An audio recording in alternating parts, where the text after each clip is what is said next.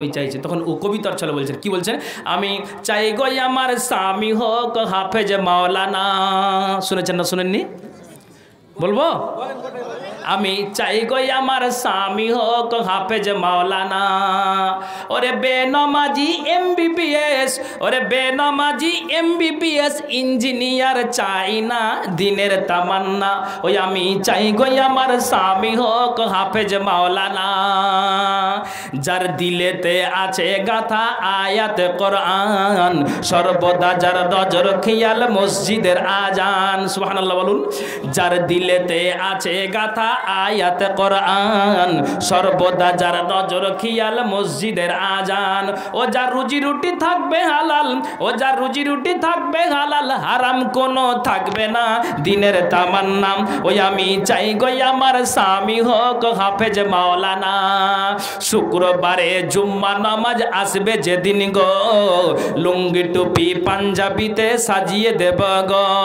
শুক্রবারের জুম্মা নামাজ আসবে যেদিন গো, লুঙ্গি টুপি পাঞ্জাবিতে সাজিয়ে দেব গো। ওই আমি গর্ব করে বলবো তখন, গর্ব করে বলবো তখন, স্বামীর হয় না তুলনা দিনের তামান্না।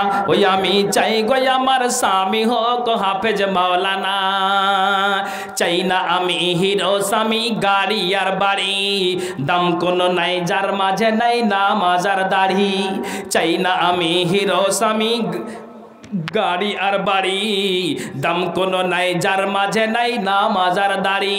ওই আমি জেনে বুঝে নিজের পায়ে, জেনে বুঝে নিজের পায়ে কুড়োল মারতে পারবো না দিনের তামান্না। ওই আমি চাই গো আমার স্বামী হোক হাফেজ মাওলানা। বন্নি আমিন কি কথা আজ দেখো লিখে যাই, যেই ঘরে বিবি স্বামী নামাজে বন্দি রয়। বন্নি আমিন কি কথা আজ দেখো লিখে যাই, যেই ঘরে বিবি স্বামী নামাজে বন্দি রয়। সেই ঘরে তো খোদার দয়াই, সেই ঘরে তো খোদার দয়াই ঝরে খোদার করোনা দিনের তামান্না। ওই আমি চাই গো আমার স্বামী হোক হাফেজ মাওলানা। তো ভাইজান, একটা নারী বেহায়াপনা করে হাঁটবে আর মুলবির হাফেজকে বিয়ে করতে চাইছে, তো উপায় বে মুলবির কাছে আসলে মুলবি থোত না চুড়ে দিবে। জি, তোমাকে আগে সংযত হতে হবে বাপ, তোমাকে তোমার মেয়েকে কন্ট্রোল করতে হবে, তাহলে একটা ভালো স্বামীর আশা করিও। জি, কথা ঠিক বলছি না ভুল বলছি? আপনাকে কন্ট্রোল হতে হবে। একজন বলছে, মৌলী সাহেব মহিলারা মা বোনেরা যে রাস্তায় চলে যাচ্ছে তা একটু নিষেধ করেন না জি। তো মৌলবীরা সব বাপের বেটির কি ঠিকা লেলেছে নাকি? আপনার মেয়ে রাস্তায় যাচ্ছে, আপনি কন্ট্রোল করতে পারছেন না। আচ্ছা, আমি এখন আপনাকে ফতোয়া দিয়ে দিলাম, একটা কোরআন হাদিস দিয়ে বুঝিয়ে দিলাম, তাই বুঝাটাই আমার হলো আসল কথা। ছেড়ে দিয়েছি আপনাকে, আমি আমার কথা থ্রো করে দিয়েছি, এবার আপনি আমল করেন তো। আপনি বাপ, আপনার মেয়েকে আপনি কন্ট্রোল না করতে পারলে মাকে মুখ লাগিয়ে বক্তা কন্ট্রোল করতে পারে? কোনোদিন পারবে না, কোনোদিনই পারবে না। কি করে পারবে বলেন? কি করে পারবে?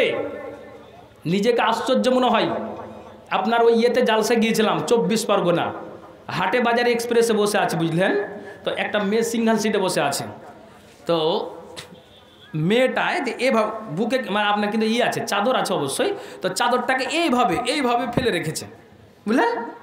তো আমি একটা সিটে বসে আছি, তো এবার ওকে আমি বলছি যে কিছু জিজ্ঞেস করবো কি করবো না, মানে একটা মনের ভয় লাগছে। তো অবশেষে আমি বললাম যে আচ্ছা বোন, তোমাকে একটা কথা বলবো, তুমি কি মুসলমানের মেয়ে? বলছে হ্যাঁ আমি মুসলমানের বেটি। মানে এমন ক্যালি করে বলছে যে আল্লাহ আমাকে পুরস্কার দেওয়া দরকার আছে। তা বলছে তোমার নাম কি? করছে সালোয়ারা। তার নামও তো ভালো জীবহীন।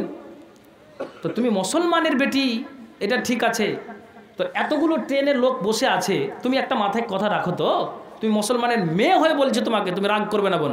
তো বলছে বলো না। তা আমি বলছি তুমি এইভাবে ওন্ধাটাকে, তোমার বক্ষদেশটাকে না ঢেকে তুমি এইভাবে চাদরটাকে ফেলে রেখেছো, এটা কি উচিত হচ্ছে তোমার?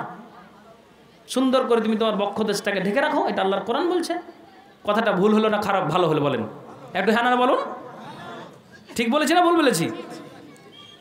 তখন ও 2 থেকে 3 সেকেন্ড পরে তোর কিছু মুলবির কিছু কথা নেই, যেখানে দেখা হবে মাথায় কাপড় দাও, বুকে কাপড় দাও, পেটে কাপড় দাও, ইয়ে করো ও করো, আর মিজাজ আলাদা হয়ে গেছে। হাই আল্লাহ, তাহলে আপনি কি করে চলবেন? দোষ কার? দোষ হলো বাপের। যে বাপ মেয়েকে কন্ট্রোল রাখতে পারে না, আপনি এটা জেনে রাখুন, এই জবাব আপনাকে লাগবে। খামাখা বক্তার মুলবিদেরকে দোষিয়ে লাভ নেই, যা বলার বলে দিচ্ছি। মেলা উঠাচ্ছে, আপনার একটা মাওলানা বলে দিল যে জালসা সভাপতি নিজে বলেছিলেন যে যদি জালসাতে মেলা বসাও, বাজার বসাও, তো আমি সভাপতির আসন গ্রহণ করব না, আমি বসবো না। তো ওর জায়গায় তো ও ঠিক আছে। তখন আলোচনা করে এরা কমিটি এক জায়গাতে বসেছে, কি করবে? মুলবি সাহেব যে জলিল আসতে চাহে না, তো কি করবে? কইছে সোজা কথা, কইছে কি কইছে, সামনে বার বাদ দিয়ে দেবো। সমাজ কন্ট্রোল হবে? মুলবির সাথে আপনাকে সাপোর্ট দিতে হবে। আল ওলামাও ওয়া উমারাও, জিজ্ঞেস করুন, আলেম বসে আছে, দুটো শব্দ বহু বচন। আলেমকে ঠিক হতে হবে, সাথে সাথে নেতাকেও ঠিক হতে হবে। তা আলেম কথা বলে দিল, আর তার বিপরীত দিল কি, এই মুলবি আইন পাস করছে, সামনে বার ওকে ইমাম থেকে বাদ দিয়ে দিন। কি করে সমাজ গঠন হবে? আপনার মেয়ে কি করে কন্ট্রোল হবে? আল্লাহুস সামাদ। কথা মনে খারাপ লাগছে বন্ধু, কিন্তু এই রকম দৃশ্য দেখে আপনাকে বলছি কথা অবাক লাগে।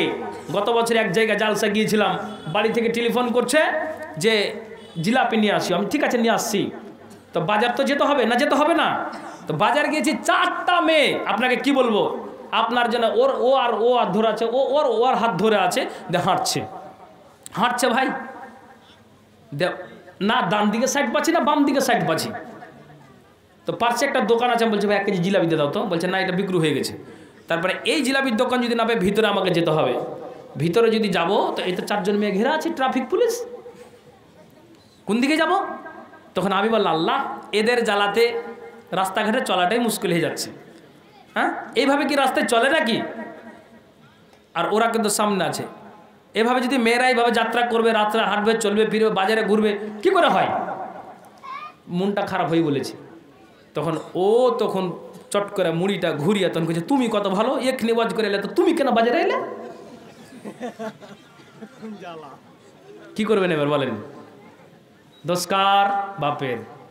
হ্যাঁ, শেষ জামানা ও মমিনা, কথাটা তোর নাই মিছে, আখেরি জামানা এসেছে।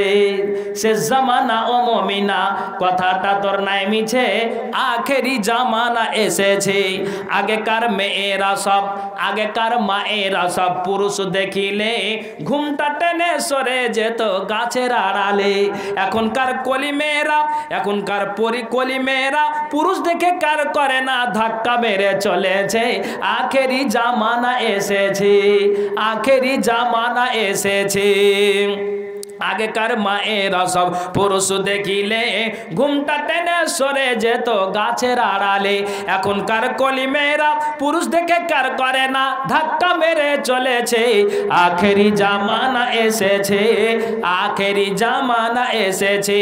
মুসলিম বিরোধী যুবক বড় রেলগাড়িতে যায়, রেলের গেটে ভিড় জমায়ে গল্প গুজব কয়। মুসলিম বিরোধী যুবক বড় রেলগাড়ি যায়, রেলের গেটে ভিড় জমায় গল্প গুজব কয়। আবার বুড়ো মানুষ উঠতে গিয়া শুধু হুড়া খাইতেছে। আখেরি জামানা এসেছে, আখেরি জামানা এসেছে। বাস মোটরে উঠে বলি সিট দাও, বলে অন্য বাস ফাঁকা আছে, সেই বাসেতে যাও। দেখেন বাপ রেস্ট্রি করে দিয়েছে। হ্যাঁ, কি করে চলবেন?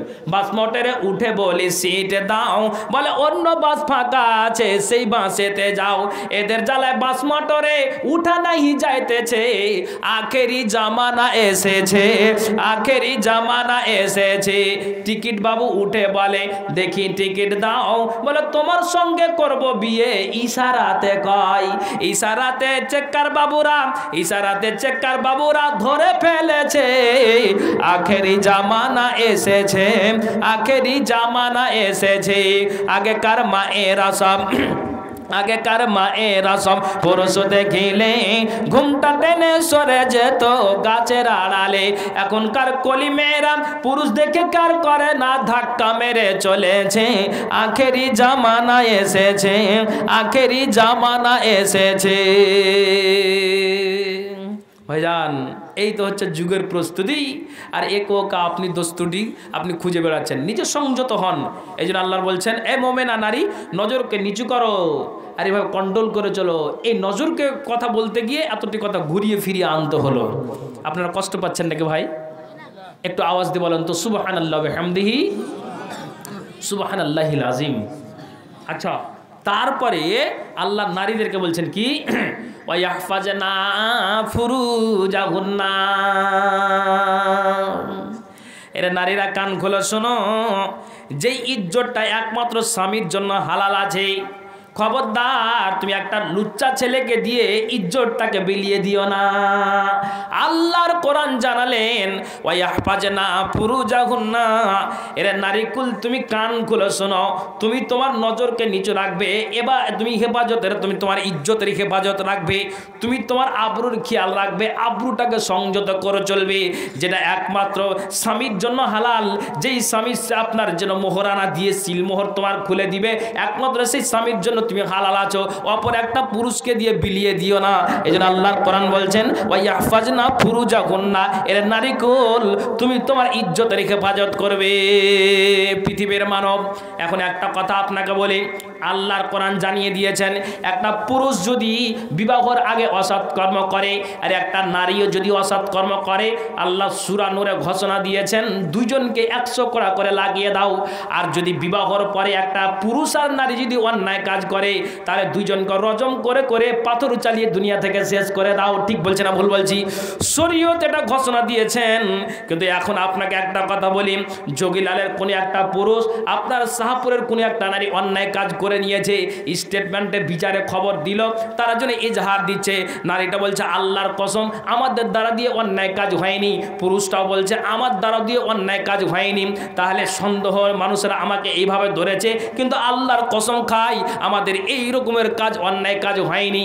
আচ্ছা বলেন তো, যেই নারীকে নরকে ধরে নিয়ে আসা হলো, মন্ডল সর্দার গ্রামের মানুষেরা বিচারকগণ বিচারের জন্য প্রস্তুত আছে, যেই নারী আর নর অস্বীকার করলো, বলেন তো তাকে কি আর বিচার আপনি করতে পারবেন? হ্যাঁ না বলুন? কোনোদিন আর বিচার করতে পারবেন? কোড়া লাগাতে পারবেন না, বিচার করতে পারবেন না, যেহেতু তারা দুজনেই অস্বীকার করেছে। আমি এই কথাটা কেন বললাম? আল্লাহ রসুল বলছেন এবং আল্লাহর কোরআন জানালেন, নারীরা রে কান খুলে শুনো, একমাত্র যে ইজ্জতটা স্বামীর জন্য হালাল আছে, তুমি তোমার ইজ্জত তুমি তোমার হেফাজত রাখো। যদি তুমি না রাখো, গোপনে যদি তোমার ইজ্জতটা